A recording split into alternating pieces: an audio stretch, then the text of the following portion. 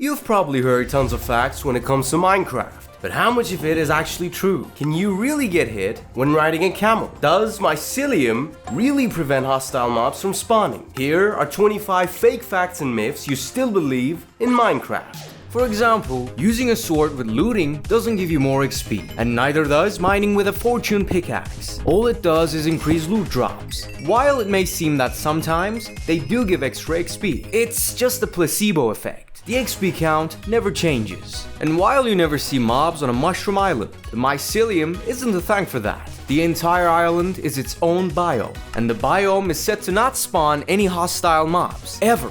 So you could take all the Mycelium off the island, and your base will still have mobs crawling all over it. Speaking of mobs, covering a spawner with torches doesn't seal it or stop it from spawning mobs. It just stops hostiles from spawning because of the higher light level. In fact, you could just get away with putting down 2 or 3 torches down. There's no real rule of covering the entire thing. That won't stop the old habit from dying hard though. I know for a fact I'm still gonna cover it just for my own peace of mind. But what can I stop from doing is placing sugarcane on sand, thinking it's gonna grow faster. It makes no difference if sugarcane is on sand or dirt. It all grows the same. The aesthetic still hits though. What doesn't change, however, is the fact that sugarcane still needs water to grow. Something else about water that everyone knows is that you cannot have any in the nether. While this does make sense, it isn't actually true. Sure, you can't use a water bucket in the nether, or place down a sponge, or get ice to melt, despite the place being a whopping 228.88 degrees Celsius. You can still have water in the nether, but both ways either barely help the player or require cheats. The first way is using commands. You can spawn water in the nether, and second, you can have water in the nether inside a cauldron. While it isn't the exact same as a water block, it's pretty close, letting you jump inside and cool down if you were put on fire in clutch situations. But what is commonly known is this block. I mean, we've seen it at least once, as the missing texture block. But what's cool is that it's not even a block at all. It's just a texture, and any texture that doesn't load is replaced with this. But the block will be the same, like how a chest would open, a torch would emit light, or a minecart would run. All these entity blocks though aren't really entities at all. All these interactive blocks like chests, shulker boxes, furnaces, enchant tables are not entities. But blocks like signs and beds are entities. Now that isn't really game changing, but what is the fact that moving around doesn't deplete any hunger at all. Jumping and sprinting does. To be fair, the game has been trying to tell us this ever since the hunger bar was introduced, not letting us sprint after we're down to 6 hunger. But we can stop being patient waiting for a sugarcane to grow taller and taller, since the only times it will ever be higher than 3 blocks tall is during world generation, or if you just stack sugarcane on top of each other. The only way sugarcane is naturally 4 blocks tall is when it first spawns. Otherwise, it never grows any taller. But what will work are beacons in the nether, even though nobody ever does it. If you ever need a beacon to clear out massive areas in the nether, you can go right ahead and build a beacon to give yourself haste. Just because nobody does it doesn't mean it won't work. What doesn't work though are pigs spawning in the warden. Well, any mob, really.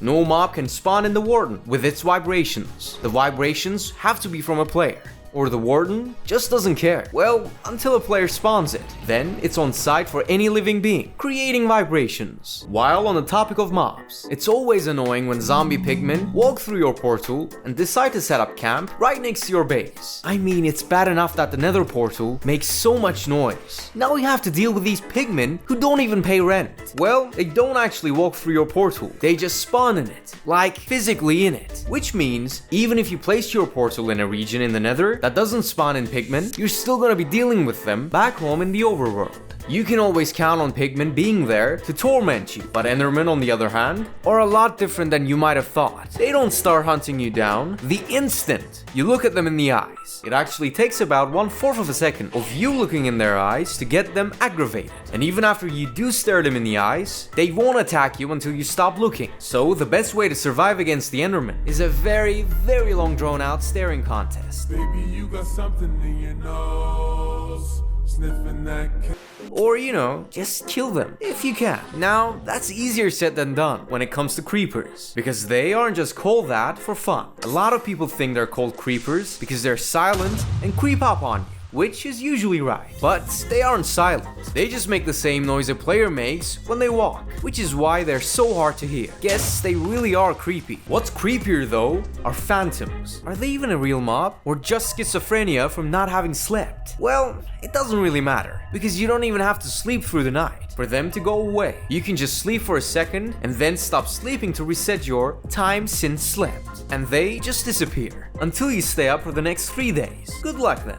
What you might stay up for days looking for though are the farlands. Alright, well, maybe a little more than a few days. But it might be disappointing to know that they aren't even the edge or the end of the world. The end of the world is a lot further. The farlands is just when the game generation gives up. While finding the farlands in the overworld isn't easy, it doesn't get any easier in the nether, because despite what people think, the nether isn't 8 times smaller than the overworld. It is just as big, if not bigger. The game is just weird on how it converts the blocks. Something else that is weird about the game are the illager patrols. You would think they come from the outposts, but they're not related to the outposts at all. You could be in the middle of nowhere and millions of blocks away from an outpost and still find a patrol just wandering near you. So, if you see a patrol walk by, don't get your hopes up for an outpost. You should also keep your hopes low if you ever find dirt while mining. It is all randomly generated. It doesn't mean you're near a mine shaft or a dungeon. It's like going out to find diamonds and coming up with a bunch of dirt. The origins behind the name Minecraft is a bunch of dirt as well. A lot of people assume that the name Minecraft comes from mining and crafting, but the game was called Minecraft way before they introduced crafting. What is a thing that not a lot of people know about though is that mobs cannot attack you when riding a camel, not even the warden. The next time you decide to go spelunking in the deep dark, keep this in mind. But keep in mind that the Ender Dragon can still probably hurt you. Unfortunately, what you cannot do is retaliate by throwing snowballs and eggs at it.